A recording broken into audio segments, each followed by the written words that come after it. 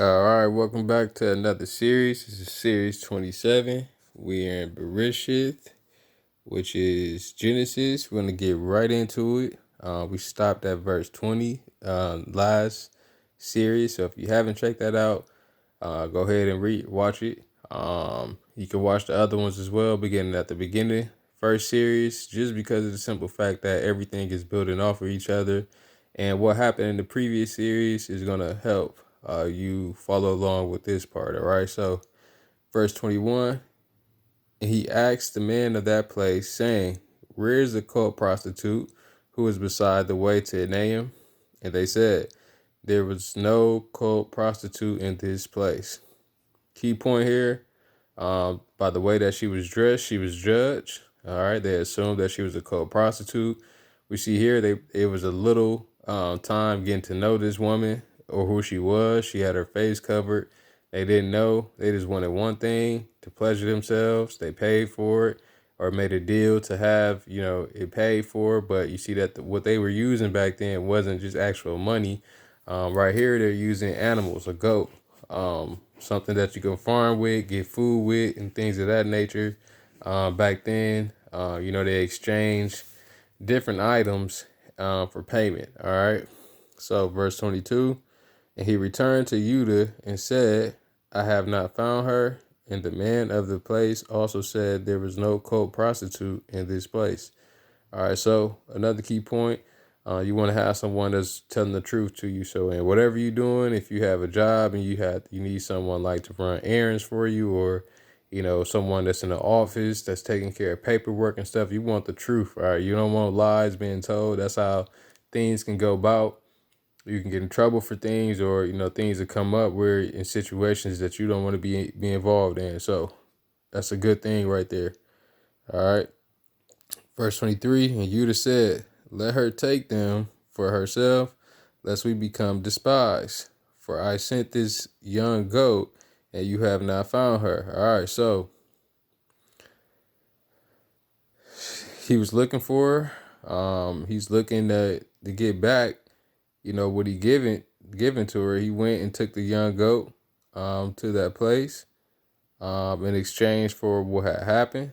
He assumed that she was a prostitute. He made a deal with her. All right, so if you look in the last series and watch it, you'll see what was left. As we read on, we're going to find out more about that too. But he just said, lest we become despised. All right, so when we talk about prostitution, and in this regard, we see that it's a chance that you will become despised if you were involved in it and no one knew about it. A lot of times, people who go after a prostitute, they do it at night. They do it in hours where, a lot of people are not going to be around or see it. They probably do it during a busy time where it's a lot of people out. People are just walking around. They just assume that, hey, you might just be a friend or somebody getting a ride or things like that. Or they may just simply have you come to the house and to get paid that way. You don't have to be a prostitute like just on the street corners. Some women prostitute online on websites. You can pay for things like that just on downloading the app, and it's that easy. And if you're not a Christian, or those who believe in this, I mean, it's a way for them to make money. I mean, you can't look at them in a different light or judge them, because if they don't believe in this, all that stuff, it doesn't matter. But as we were told in the scripture, that she wasn't prostituting, she just changed the way she dressed. She just changed how she looked.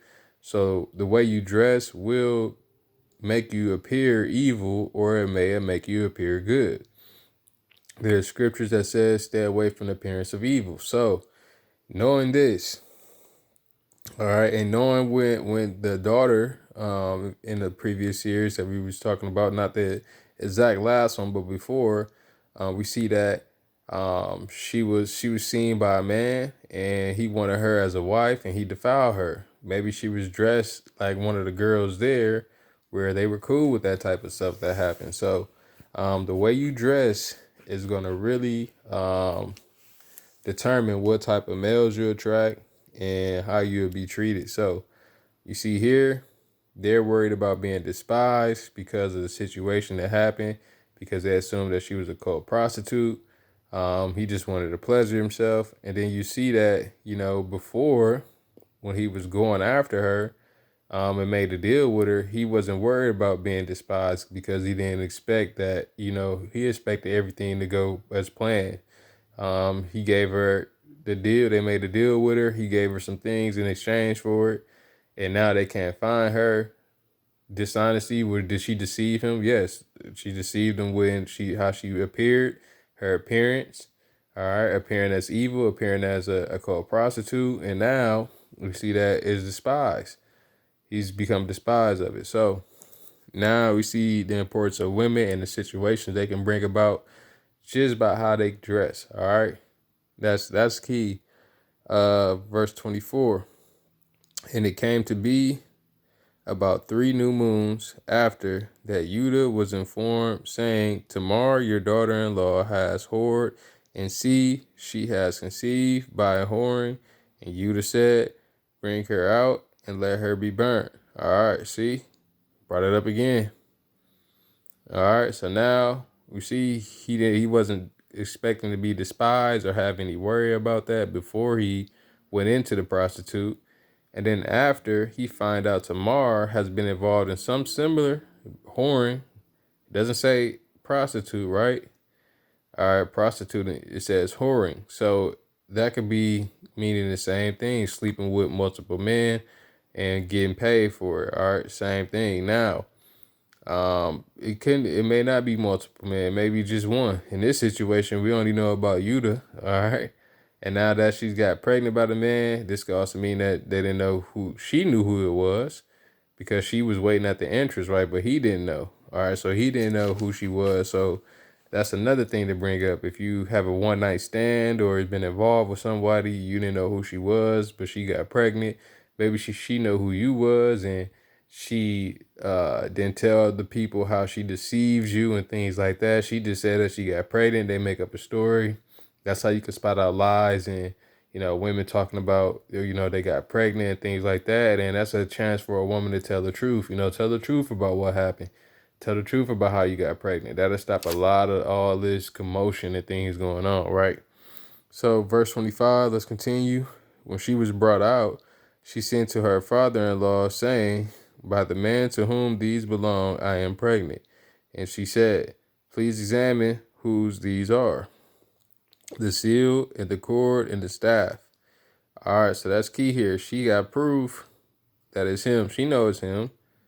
She waited at the entrance of where he was going at that way. She knew how he was, and she didn't want his kids. All right, she see that they spilling semen on the floor. Maybe they were masturbating. Maybe the other one was bisexual. Maybe he just refused to, sleep with her and things like that. And he said he was evil in the eyes of God. And then two of them, their lives were taken. All right, so that's gonna be key there. But now we have proof of who it was, and the fact that it's his daughter-in-law now. Is he considering her a prostitute now? Did he know who she was before all this happened? He did it anyway, just knowing that, he wanted to smash anyway. That could have been it too. He knew his sons wasn't really doing what they supposed to do. She probably looked good, probably fell in love with her, just watching her grow up and things like that. And now things going on where, their kids not, his kids not, following through on their plans. The other one's grown now, but she's older and more mature. That's things that happen. You watch Maury or a Jerry Springer, you hear about there's a big age gap in men dating women. They may be 20, 30 years older than them. And because they're 25 or older, they feel like it's okay to date them now. But there's going to be a lot of things that come with that because of the age difference. They may get at a point to where they don't have the energy no more to take care of their kids or take care of the woman in a relationship. And then they may have younger dudes coming at them their age. It's a lot that goes on with that. So you can get all that from here. It just depends on how you study scripture and read it. So deception. She conceived by deception. There's going to be a lot to think about and talk about within it. So as we continue on, verse 26, and Judah examined and said, She has been more righteous than I, because I did not give her to Salah my son, and he never knew her again. All right, so what does this mean? What does this mean right here? He examined and says, She has been more righteous than I, because I did not give her to Salah my son. So he lied, didn't he? He just brought out the truth. He did not give her to Salah his son. Why didn't he give his son to her? What more was going on in between, the two brothers and her? They didn't want to get her pregnant. Why? Why was that? Was it because of, they came from a different, mother, different race of people? Was that the reason? What was the reason? It was a lot that was going on. It's a lot that could be talked about right here. But she was more righteous than him. Why? Because in a way, he is his son, right? Because, it came from him, right? Some women do go want the dad of the son sometimes. Maybe the son is not, fully a man. Maybe they act like the dad. They can do some certain things the dad can do, have certain qualities, but they're not fully a man yet. They don't have all the tools that they have, especially if you're an older woman and you're looking at a younger guy. You may be able to teach them things and that they may not teach you. And then when you do teach them, feel like you're with your son or, a nephew or things like that. And then that just makes the relationship awkward.